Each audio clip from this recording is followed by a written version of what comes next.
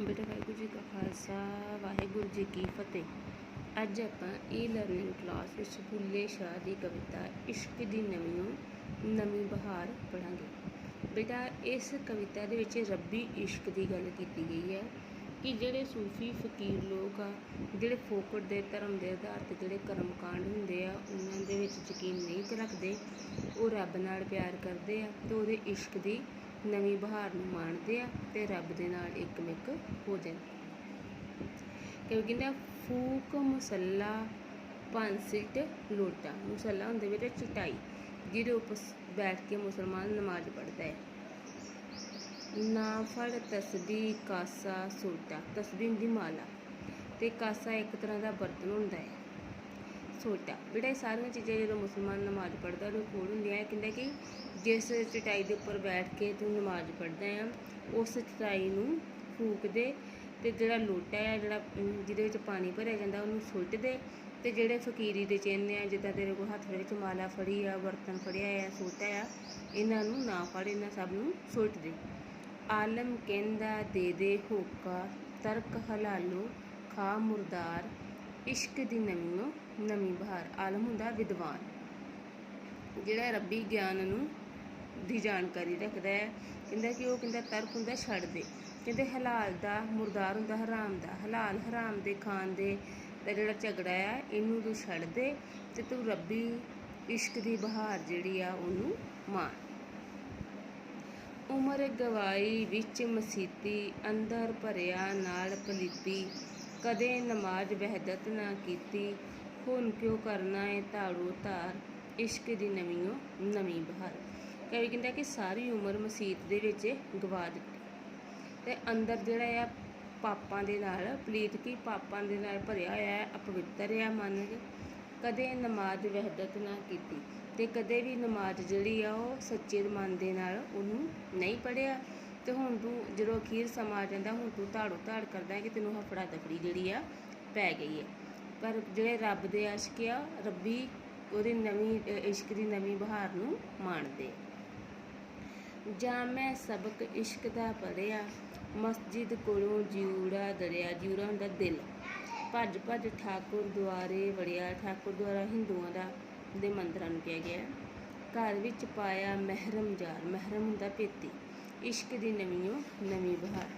कहंदा कवि कहंदा कि जदों अपने गुरु दी कोलों मैं सिक्ख्या प्राप्त की ਉਹਦੇ ਕੋਲੋਂ मैं रब्बी इश्क का पाठ जिहड़ा है पढ़िया तो मैनू मस्जिद के कोलों बहुत मेरा दिल जिहड़ा है वो डरिया तो मस्जिद चों निकल के मैं दौड़ के हिंदुआं दे गुरुद्वारे जा वड़िया। पर परमात्मा जिहड़ा सी ना मंदिरां विच सी ना मस्जिदां विच सी पर कहंदे घर विच कहंदे कि परमात्मा जिहड़ा वो मनुख दे अंदर वसदा है ਉਹਦੇ ਹਿਰਦੇ ਵਿੱਚ ਉਹਦੇ ਦਿਲ ਵਿੱਚ ਵਸਦਾ ਆ ਤੇ ਉਸ परमात्मा ਨੂੰ ਆਪਣੇ ਅੰਦਰੋਂ ਪ੍ਰਾਪਤ ਕਰਕੇ ਇਸ਼ਕ ਦੀ ਨਵੀਂ ਬਹਾਰ ਨੂੰ ਮਾਣਦੇ ਆ।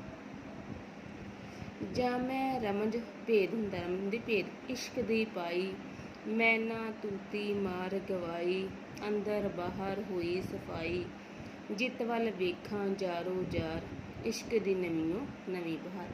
ਕਹਿੰਦੇ ਕਿ ਜਦੋਂ ਮੈਂ ਰੱਬੀ ਇਸ਼ਕ ਦਾ ਭੇਦ ਜਿਹੜਾ ਆ ਆਪਣੇ ਗੁਰੂ ਕੋਲੋਂ ਸਿੱਖਿਆ ਪ੍ਰਾਪਤ ਕਰਕੇ ਰੱਬੀ ਇਸ਼ਕ ਦਾ ਭੇਦ ਜਿਹੜਾ ਉਹ ਪਾ ਲਿਆ ਤੇ ਮੇਰੇ ਅੰਦਰੋਂ ਹੰਕਾਰ ਜਿਹੜਾ ਸੀਗਾ ਉਹ ਖਤਮ ਹੋ ਗਿਆ। ਫਿਰ ਪਰਮਾਤਮਾ ਵਿੱਚ ਤੇ ਮੇਰੇ ਵਿੱਚ ਕੋਈ ਵੀ दूरी ना रही एकमिकता हो गई। मेरे अंदर बाहर की जिहड़ी आ वो सफाई हो गई। मेरे विचारां की मेरे अंदरूनी मन की स्थिति सी सफाई हो गई। फिर मैं जिहड़े पासे भी वेखां मैनूं वो यार महरम परमात्मा ही नज़र आउंदा सी ते रब्बी इश्क की बहार नवीं बहार जिहड़ी आ उहनूं मैं माणदा है। हीर रांझे दे हो गए मेले भुल्ली हीर ढुढेंदी बेले। ढुढेंदी की लभदी ਰਾਂਝਣ ਯਾਰ ਬੁਕਲ ਵਿੱਚ ਖੇਲੇ ਮੈਨੂੰ ਸੁੱਧ ਬੁੱਧ ਰਹੀ ਨਾ ਸਾਰ ਇਸ਼ਕ ਦੀ ਨਵੀਂ ਬਹਾਰ। ਕਹਿੰਦੇ ਕਿ ਜਦੋਂ ਕਹਿੰਦੇ ਕਿ ਮੈਂ ਆਪਣੇ ਗੁਰੂ ਦੀ ਸਿੱਖਿਆ 'ਤੇ ਚੱਲ ਕੇ ਗੁਰੂ ਕੋਲੋਂ ਸਿੱਖਿਆ ਲੈ ਕੇ ਮੈਂ ਪਰਮਾਤਮਾ ਦਾ ਨਾਲ ਮੇਰਾ ਮੇਲ ਹੋ ਗਿਆ। ਉਹ ਮੇਲ ਇਸ ਤਰ੍ਹਾਂ ਹੋਇਆ ਜਿਵੇਂ ਕਿ ਹੀਰ ਅਤੇ ਰਾਂਝੇ ਦਾ ਮੇਲ ਹੁੰਦਾ ਹੈ। ਕਹਿੰਦੇ ਕਿ ਇਸ ਤੋਂ ਪਹਿਲਾਂ ਹੀਰ ਜਿਹੜੀ ਸੀਗੀ ਉਹ ਆਪਣੇ ਰਾਂਝੇ ਯਾਰ ਨੂੰ ਜੰਗਲਾਂ ਦੇ ਵਿੱਚ ਲੱਭਦੀ ਫਿਰਦੀ ਸੀ। जिस तरह कि मनुख भी परमात्मा नूं अपने अंदरों नहीं बाहरों इधरों उधरों जंगलों विचों लभदा है। पर कहंदे कि रांझा जिहड़ा बुक्कल विच खेलदा सी भाव नेड़े ही खेलदा सी भाव कि परमात्मा जिहड़ा है रूपी रांझा जिहड़ा वो साडे अंदर वसदा है। कहंदे कि जदों मैं उहनूं प्राप्त कर लिया ਪਰਮਾਤਮਾ ਨੂੰ ਪ੍ਰਾਪਤ ਕਰ ਲਿਆ ਤੇ ਫਿਰ ਮੈਨੂੰ ਆਪਣੇ ਆਪ ਦੀ ਵੀ ਕੋਈ ਸੁੱਧ ਬੁੱਧ ਨਾ ਰਹੀ ਤੇ ਮੈਂ ਰੱਬੀ ਪਿਆਰ ਦੀ ਇਸ਼ਕ ਦੀ ਨਵੀਂ ਬਹਾਰ ਨੂੰ ਮਾਣਿਆ। ਵੇਦ ਪੁਰਾਨਾ ਪੜ੍ਹ ਪੜ੍ਹ ਥੱਕੇ, ਸਿਜਦੇ ਕਰਦਿਆਂ ਕੱਸ ਗਏ ਮੱਥੇ, ਨਾ ਰੱਬ ਤੀਰਥ ਨਾ ਮਰਬ ਮੱਕੇ, ਜਿਨ ਪਾਇਆ ਤਿਨ ਨੂਰ ਅਨਵਾਰ, ਇਸ਼ਕ ਦੀ ਨਵੀਂ ਬਹਾਰ। ਕਹਿੰਦੇ ਕਿ ਹਿੰਦੂਆਂ ਦੇ ਧਾਰਮਿਕ ਗ੍ਰੰਥ ਵੇਦ, ਮੁਸਲਮਾਨਾਂ ਦਾ ਧਾਰਮਿਕ ਗ੍ਰੰਥ ਕੁਰਾਨ ਜਿਹੜਾ ਹੈ ਪੜ੍ਹ ਪੜ੍ਹ ਥੱਕ ਗਏ। ਠੀਕ ਹੈ, ਗੁਰਦੁਆਰਿਆਂ ਵਿੱਚ ਮਸਜਿਦਾਂ ਵਿੱਚ ਜਾ ਕੇ ਮੱਥੇ ਟੇਕਦੇ ਆ, ਮੱਥੇ ਜਿਹੜੇ ਆ ਉਹਨਾਂ ਨੂੰ ਸਿਜਦਾ ਕਰਦੇ ਆ ਕੱਸ ਕੇ। ਪਰ ਕਹਿੰਦੇ ਕਿ ਪਰਮਾਤਮਾ ਜਿਹੜਾ ਆ ਨਾ ਹੀ ਹਿੰਦੂਆਂ ਦੇ ਤੀਰਥ ਸਥਾਨਾਂ 'ਤੇ ਵਸਦਾ ਹੈ ਅਤੇ ਨਾ ਹੀ ਮੁਸਲਮਾਨਾਂ ਦੇ ਤੀਰਥ ਸਥਾਨ ਮੱਕੇ ਵਿੱਚ ਵਸਦਾ ਹੈ। ਕਹਿੰਦੇ ਕਿ ਜਿਨ੍ਹਾਂ ਨੇ ਉਸ ਪਰਮਾਤਮਾ ਦੇ ਨਾਲ ਅਭੇਦਤਾ ਕਰ ਲਈ ਹੈ, ਨੂਰਾਂ ਦੇ ਨੂਰ ਅਨਵਾਰ ਕੀ ਨੂਰਾਂ ਦੇ ਨੂਰ ਉਸ ਪਰਮਾਤਮਾ ਲਈ ਵਰਤਿਆ ਗਿਆ ਹੈ, ਜਿਹਨਾਂ ਨੇ ਉਹਨਾਂ ਦੇ ਨਾਲ ਉਸ ਪਰਮਾਤਮਾ ਦੇ ਨਾਲ ਇੱਕਮਿਕਤਾ ਪ੍ਰਾਪਤ ਕਰ ਲਈ ਹੈ, ਉਹ ਉਸ ਰੱਬੀ ਇਸ਼ਕ ਦੀ ਨਵੀਂ ਬਹਾਰ ਨੂੰ ਮਾਣਦੇ।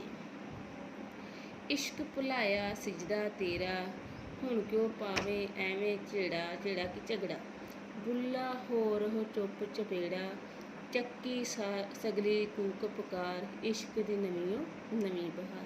ਕਹਿੰਦਾ ਕਿ ਜਿਹੜਾ ਰੱਬੀ ਇਸ਼ਕ ਆ, ਜਿਹੜਾ ਪਰਮਾਤਮਾ ਦੇ ਨਾਲ ਸੱਚਾ ਇਸ਼ਕ ਕਰਦਾ, ਪਰਮਾਤਮਾ ਨਾਲ ਪਿਆਰ ਕਰਦਾ ਆ, ਉਹ ਇਸ ਦੁਨਿਆਵੀ ਝਗੜਿਆਂ ਝੇੜਿਆਂ ਦੇ ਵਿੱਚ ਨਹੀਂ ਪੈਂਦਾ, ਫੋਕਟ ਦੇ ਕਰਮ ਕਾਂਡਾਂ ਵਿੱਚ ਪੈ ਕੇ ਸਜਦੇ ਨਹੀਂ ਕਰਦਾ। ਬੁੱਲੇ ਸ਼ਾਹ ਕਹਿੰਦਾ ਕਿ ਹੁਣ ਤੂੰ ਚੁੱਪਚਾਪ ਖੜਾ ਰਹਿ, ਕਿਉਂਕਿ ਤੂੰ ਪਰਮਾਤਮਾ ਨੂੰ ਪ੍ਰਾਪਤ ਕਰ ਲਿਆ ਹੈ। ਇਸ ਲਈ ਚੱਕੀ ਕੀ ਸਾਰੀ ਤੇਰੀ ਸਗਲੀ ਸਾਰੀ ਕੂਕ ਪੁਕਾਰ ਜਿਹੜੀ ਆਵਾਜ਼ ਜਿਹੜੀ ਸਾਰੀ ਖਤਮ ਹੋ ਗਈ ਹੈ, ਕਿਉਂਕਿ ਤੇਰੇ ਪਰਮਾਤਮਾ ਦੇ ਨਾਲ ਮੇਲ ਜਿਹੜਾ ਆ ਉਹ ਹੋ ਗਿਆ ਆ। ਇਸ ਤਰ੍ਹਾਂ ਪਰਮਾਤਮਾ ਦੇ ਨਾਲ ਇਕਾਗਰਤਾ ਪ੍ਰਾਪਤ ਕਰਕੇ ਪਰਮਾਤਮਾ ਨਾਲ ਇੱਕਮਿਕ ਹੋ ਕੇ ਉਸ ਦੇ ਰੱਬੀ ਇਸ਼ਕ ਦੀ ਨਵੀਂ ਬਹਾਰ ਨੂੰ ਮਾਣਦਾ ਹੈ। ਬੇਟਾ ਵਾਹਿਗੁਰੂ ਜੀ ਦਾ ਖਾਲਸਾ, ਵਾਹਿਗੁਰੂ ਜੀ ਕੀ ਫਤਿਹ।